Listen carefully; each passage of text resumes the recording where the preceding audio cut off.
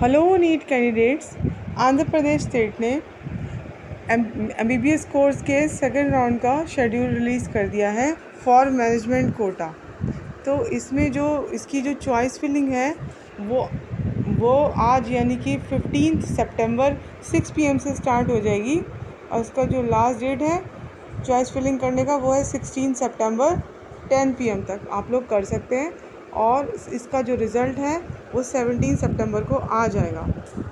तो इसमें कौन कौन से कॉलेजेस इंक्लूड हैं वो देख लेते हैं। जो भी आंध्र प्रदेश में इस बार 5 न्यू गवर्नमेंट मेडिकल कॉलेजेस हैं उनमें कुछ सेल्फ फाइनेंसिंग सीट्स हैं, तो उसके लिए आप लोग अप्लाई कर सकते हैं। और इन्हीं न्यू गवर्नमेंट कॉलेजेस में NRI कैटेगरी की भी सीट्स हैं, उनके लिए आप लोग अप्लाई कर सकते हैं, लेकिन ये खाली न्यू गवर्नमेंट कॉलेजेस में ही अवेलेबल है।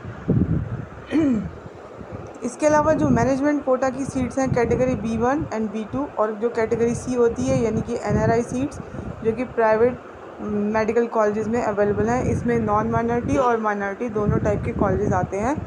और जो इसमें जो कुछ कैटेगरी C की भी कुछ सीट्स हैं।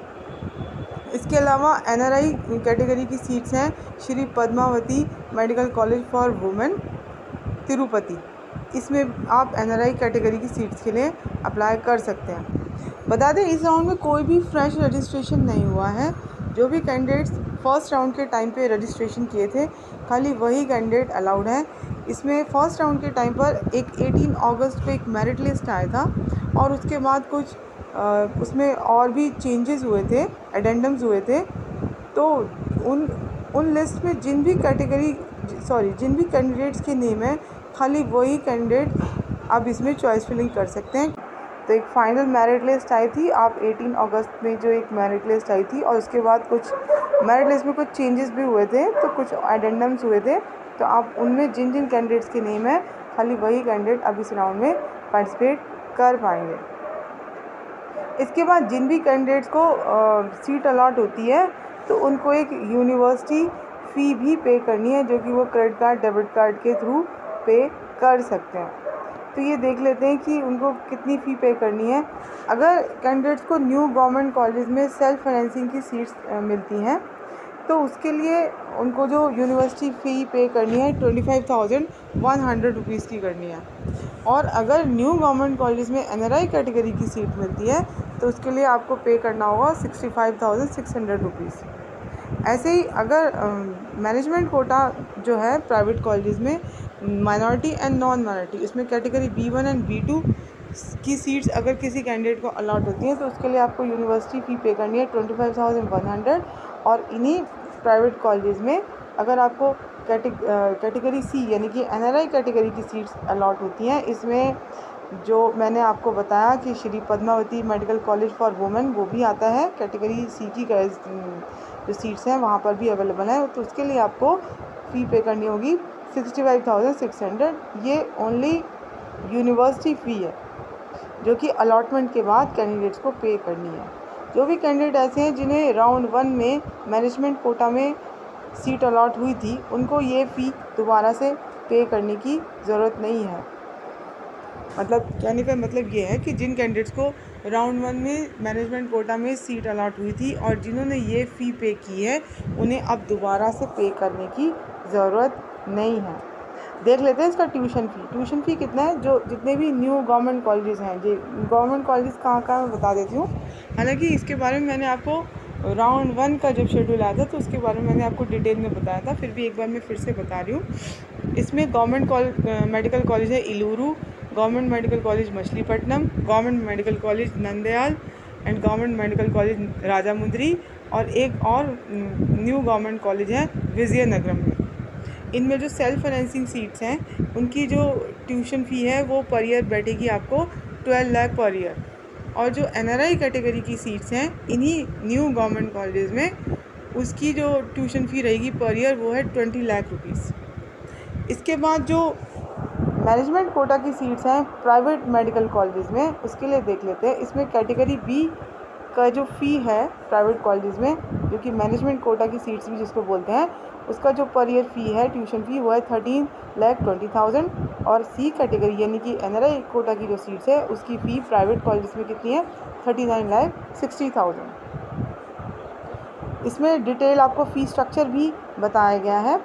हालांकि जो कैटेगरी सी है उसमें जो फ़ी स्ट्रक्चर है वो स्टार्ट हो जाता है 30 लाख से। कुछ कॉलेजेस का 32,40,000 है। मैक्सिमम कॉलेजेस का 30 लाख से स्टार्ट हो रहा है। कुछ 1-2 कॉलेज हैं जो 32 लाख से स्टार्ट हो रहे हैं, और 39,60,000 वाले जो कॉलेज हैं वो 2 ही हैं। एक तो नारायणा मेडिकल कॉलेज है नेल्लोर में, और एक और कॉलेज है NRI मेडिकल कॉलेज चिन्नाकाकनी। इनका थोड़ा हाई फ़ी स्ट्रक्चर है। बाकी जो फ़ी स्ट्रक्चर है कैटेगरी सी की सीट्स का वो 30 लाख से स्टार्ट होता है। कुछ 1-2 कॉलेज का 32 लाख है, और एक और कॉलेज है जिसका 33 लाख है, वो है Shri Balaji medical college and hospital and research institute, जो कि तिरुपति में है। उसका 33 लाख फ़ी है। NRI कैटेगरी की सीट का मैंने ये फ़ी स्ट्रक्चर बताया है। अगर आप मैनेजमेंट कोटा की सीट्स ऑप्ट करते हैं तो उसका जो फ़ी स्ट्रक्चर रहेगा वो 30,20,000 है। इसके बाद जो Shri Padmavati medical college for women है तिरुपति में, उसमें जो कैटेगरी सी, इसमें जो NRI कैटेगरी की सीट्स अवेलेबल है, उसकी जो ट्यूशन फ़ी है वो 25 लाख है। यानी कि ये गर्ल्स कॉलेज है। 25 लाख पर ईयर पड़ेगा इसका जो फ़ी है। और जो भी कैंडिडेट्स को ये कॉलेज अलॉट होता है उनको जो अपनी फ़ी है वो डायरेक्टली कॉलेज में जाकर ही पे करनी होगी। तो ये मैंने आपको कुछ इम्पोर्टेंट इसमें बातें बताई। अच्छा, जो कैंडिडेट ऐसे हैं जिन्हें मैनेजमेंट कोटा में पहले सीट मिली थी और उन्होंने ज्वाइन कर ली, वो लोग इस राउंड में अपने ऑप्शंस दे सकते हैं, यानी कि चॉइस फिलिंग कर सकते हैं। अगर वो किसी और कॉलेज के लिए देख रहे हो, किसी बेटर कॉलेज के लिए देख रहे हैं, बट उन्हें राउंड 1 में जो भी कॉलेज मिला, अगर वो उससे सेटिस्फाइड नहीं है, उन्होंने ज्वाइन कर लिया है, तो वो इस राउंड में फिर से चॉइस फिलिंग करके किसी बेटर कॉलेज के लिए ट्राई कर सकते हैं। और ऐसे कैंडिडेट्स को ये भी अलाउ है कि जो कैंडिडेट ऐसे जो पहले कैटेगरी सी के लिए थे, वो लोग कैटेगरी बी के लिए भी एलिजिबल है। ऐसा नहीं है कि वो कैटेगरी सी के कैंडिडेट कैटेगरी सी के लिए ही कर सकते हैं चॉइस फिलिंग, वो कैटेगरी बी में भी कर सकते हैं। जो कैंडिडेट ऐसे हैं जो अलॉटेड कॉलेज में जिन्होंने रिपोर्ट नहीं किया फर्स्ट राउंड के टाइम पर, तो वो लोग इस राउंड में पार्टिसिपेट कर सकते हैं। ओके, तो ये मैंने आपको बताया। इसमें पूरा सीट मैट्रिक्स भी दिया गया है। ये सीट मैट्रिक्स आपको मेरे टेलीग्राम चैनल पे भी मिल जाएगा, आप जाकर वहाँ से भी देख सकते हैं, या फिर आप आंध्र प्रदेश की जो ऑफिशियल काउंसिल की वेबसाइट है वहाँ से जाकर भी आप देख सकते हैं कि सीट मैट्रिक्स कितनी सीट्स अवेलेबल हैं। जो कैटेगरी बी और सी की सीट्स हैं, जो माइनॉरिटी के कॉलेज हैं, यानी कि जो मुस्लिम माइनॉरिटी वाले कॉलेजेस हैं, वो खाली मुस्लिम माइनॉरिटी कैंडिडेट्स को ही अलॉट होंगी। लेकिन मुस्लिम माइनॉरिटी के कैंडिडेट्स जो हैं अगर अवेलेबल नहीं होंगे तो ये जो सीट्स हैं फिर वो नॉन मुस्लिम माइनॉरिटी कैंडिडेट्स में कन्वर्ट हो जाएंगी, लेकिन ये मॉप अप राउंड में होगा। ओके, और मुस्लिम माइनॉरिटी के जो कैंडिडेट्स हैं वो मैनेजमेंट कोटा सीट जो दूसरे नॉन माइनॉरिटी वाले कॉलेजेस हैं उनके लिए भी वो लोग एलिजिबल हैं। जो भी कैंडिडेट ऐसे हैं जो कि सेल्फ फाइनेंसिंग सीट्स के लिए चॉइस फिलिंग करते हैं न्यू गवर्नमेंट कॉलेज में, इसमें कैटेगरी बी और कैटेगरी सी की सीट्स अवेलेबल हैं, तो वो उनके लिए भी एलिजिबल होंगे। लेकिन जो भी अलॉटमेंट होगा वो डिपेंड करेगा कि उन्होंने किस प्रेफरेंस में कैंडिडेट्स अपने चॉइस फिलिंग करते हैं। और जब अगर किसी कैंडिडेट को सीट अलॉट होगी तो उनको एक उनके रजिस्टर्ड मोबाइल नंबर पर एक SMS भी आएगा।